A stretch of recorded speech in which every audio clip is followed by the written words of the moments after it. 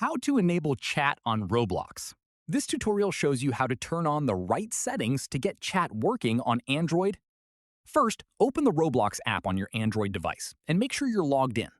From there, tap the hamburger menu at the top left corner of the screen. After that, tap Settings from the list on the left side panel. At this point, scroll down and tap on Privacy and Content Restrictions. From there, tap on Communication to open all your communication settings. Following this, you'll see several options listed: Experience Chat, Party and Party Chat, Voice, Data Usage, and Camera Input.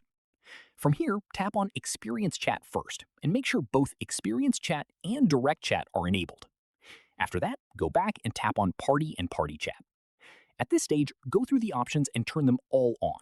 You can choose between All Friends, Trusted Friends, or other available settings depending on your preference. Finally, once all of these settings are enabled, head back into Roblox and chat should now be fully working across experiences and parties. That's how you enable chat on Roblox. If this helped, drop a like, subscribe for more Android tutorials, and I'll catch you in the next one.